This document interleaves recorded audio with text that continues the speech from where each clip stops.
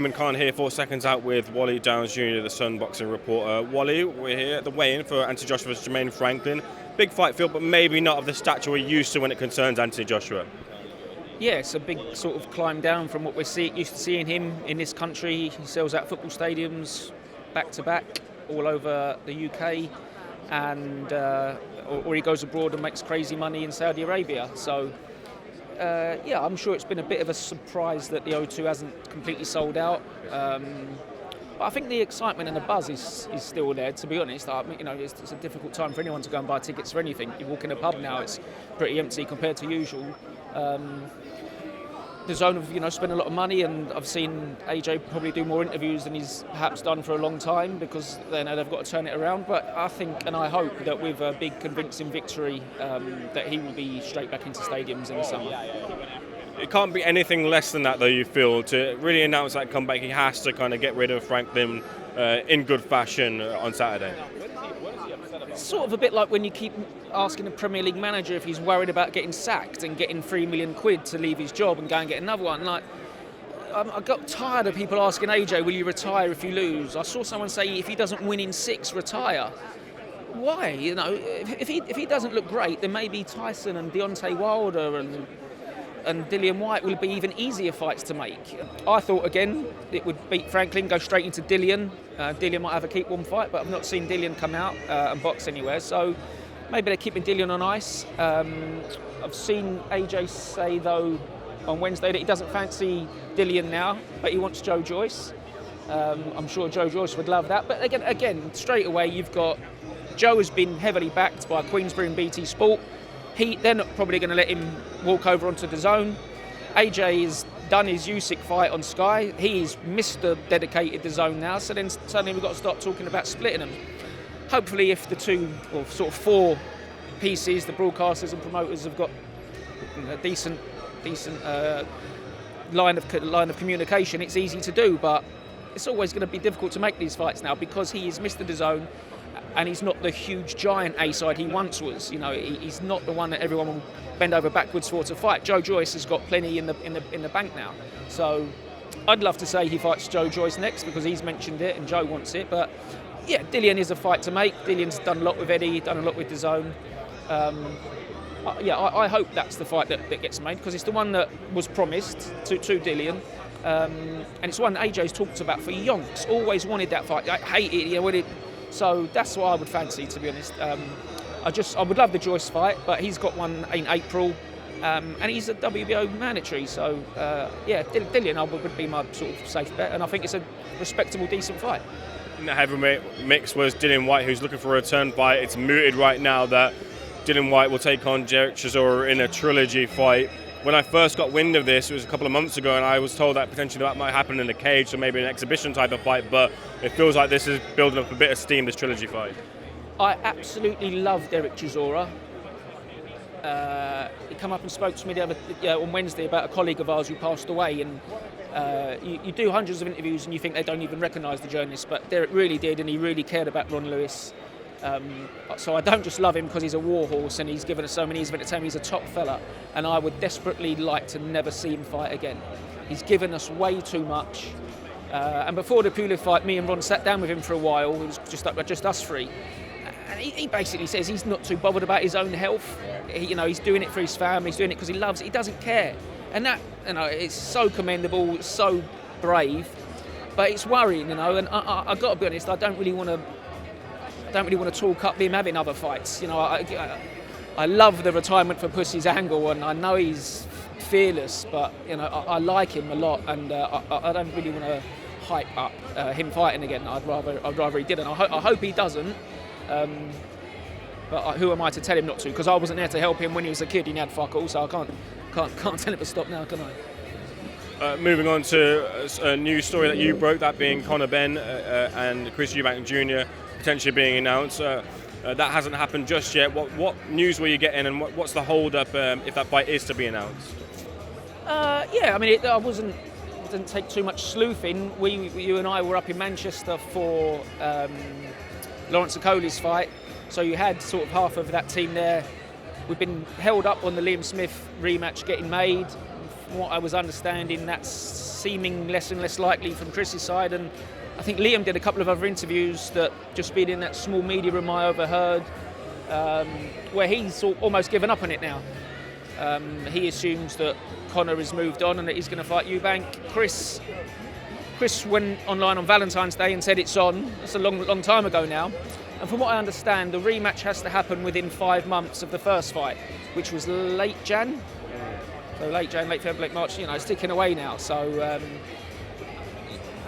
Chris is in this sort of, for someone who got chin, he's in a good position now because Conor and DAZN want to make that fight. So Liam Smith wants that fight as well. So he can play them off against each other and just earn more money. I saw Donald McRae's piece saying that the board will push back against it, and the quotes were all there, and Don's got a point. But if you go into what the board could really do, Chris is at the end of his career and fighting abroad if he wants to.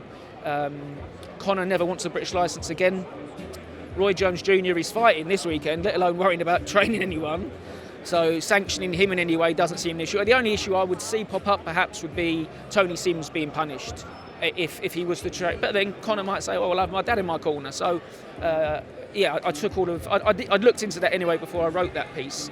I think the power of DAZN, Benn, Eubank, Wasserman all wanting it to happen would overpower the board in that situation. What about from the perspective... They just pay their way through any... If the board find them, they just take it out of the pot. Is that the same for the perspective of Eddie Hearn here? If he's to promote that fight, will he risk some sort of suspension fine or maybe withdrawal of his licence? That seems a little bit too far, but maybe one of the 2 previous punishments might fit if Eddie was to promote this. I saw on IFL, look, you said he might not even promote it, which might be a way to circumvent that. But where does Eddie stand here in his position if he were to go ahead with that fight? Well, again, part of the big argument of this, and I think people who don't follow boxing a lot, who have come in and looked at it and wondered how can people get away with this stuff, the board is a huge part of its funding comes from the 3 main promoters, essentially. So if Eddie Hearn suddenly has a massive row with the board and walks away and takes away his, 1 a month major British fights, the board is in trouble in the same way they will be with Frank or Ben Shalom. So again, I don't like the idea of them playing off against each other. This is why the Ben situation should be sorted out properly like that. But the idea that the board would ban Eddie Hearn and Matchroom and DAZN throughout Britain, I find very surprising. And the roster of fighters that they also send abroad. So perhaps having a substitute promoter is a handy little way around that, in the same way that they could have substitute trainers for just the fight itself. I just think it's too much of a behemoth now, not for any too many good reasons, that threats from the board to fine people or suspend them for a period. Top fighters fight twice a year anyway, so we get to suspend them for 6 months. There's no difference. This is a dangerous path that people are going down here, though, in terms of all parties involved are essentially complicit in stating that a fighter who's not currently proved their innocence just yet, they'll argue that the WBC have helped facilitate that, but he's not as of yet. They're helping to facilitate, look, you're banned in one country, but you can circumvent that by fighting under another jurisdiction. So a dangerous precedent that's already been set, I guess, but being followed here. No one's breaking any laws, though. That's the issue. This is not legislative committees we're dealing with. Everybody knows the loopholes and the laws when they go into them. Right. Some fights, I've seen fights that have been banned in one state in America be moved to another state in a matter of days. Right. Boxing wouldn't really... I always hear it's the Wild West and they would love one governing body. Sport would almost collapse. When you look at the fights that you need a standing opponent in 10 minutes time. You don't get out of a tennis match or a football match. It's not good, but they're just exploiting loopholes all the time. There are fights that a guy fails a drugs test, they have a hearing that morning, the fight goes on, the opponent is not told. That was certified. Our board, the board that we're now saying is being unfairly treated, they were fine with that. They were fine with that guy not being told. And they'll say, well, it's not in the rules. Like, the sport is built on loopholes and everyone knows the coup. I don't think there are too many green people in this sport left getting getting hoodwinked, and it's really sad if there are.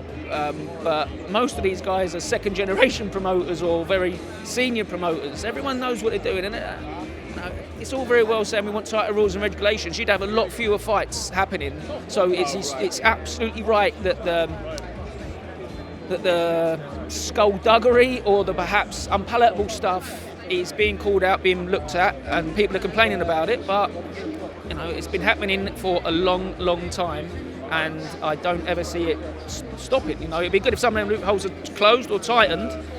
But it's not. There won't be too much policing of this sport, to be honest, because it won't survive otherwise. No, very, very well said there. Just a couple of final things from myself. Jumping back to the whole heavyweight scene, Fury. Any movement on who his future opponent will be standing in the way? Well, it's not Usyk. The talker whispers are Joyce, but that doesn't seem like it's going to happen. So any movement on who Tyson Fury's opponent could be? It could be in by the sounds of it. I think Andy Ruiz was always a good flyer, like Mexican type with a WBC. I think I heard Tyson's brother Shane say once that he'd love them to get it on. That wouldn't surprise me, really. Bit odd that WBC said, he doesn't have a mandatory because Wilder and Ruiz didn't fight, so we're chilled out, don't worry. But then I saw the WBC saying, well, there's no point having a rematch clause because we might not sanction it because we've got mandatories to enforce. But again, they are Tyson. They are real tight with Tyson. So he's free to do what he wants. But I must say, I give the WBC loads of stick, like we all do. They made a fantastic contribution to Ron Lewis's GoFundMe page. Doesn't mean we'll stop giving them stick when they do things wrong. And Ron was a great stickler for sanctioning bodies and the bureaucracy around the sport. So EMERITUS, thank you very much. Just sticking on WBC, I'm going to come on the other side of that. Something that was said in the Frank Warren-Simon Jordan interview, I believe on TalkSport, was Frank Warren stated that Tyson Fury was made WBC Emeritus champion. I don't ever remember that being announced. So maybe that's part of the reason as to why Tyson has carte blanche to essentially, to have the WBC and Tyson have that close relationship right now. You've shown me up there because I haven't watched that. I haven't gone through that. I managed to do the Eddie one, and I haven't picked up on that. Tony Bellew was made Emeritus, wasn't he, and was allowed to go away and come back. That's the only real time I remember that. Certainly with British fight happening. I haven't had an email from the WBC. I haven't had that in confirmation. But again, a sanctioning body. They're free to do what they want, really, and if Tyson is their Emeritus, they might not have told us. So if that's the case, it wouldn't have surprised me. If it is the case, he's got even more carte blanche to box Francis Ngannou or you or me. So not something that I'd heard. Definitely haven't had it confirmed, but I'm sure Frank's not a liar, so I'm sure Frank knows better than me. Well, we'll leave it there. Thanks for speaking to Seconds Out. Weigh-in's about to start. Much appreciated. Cheers.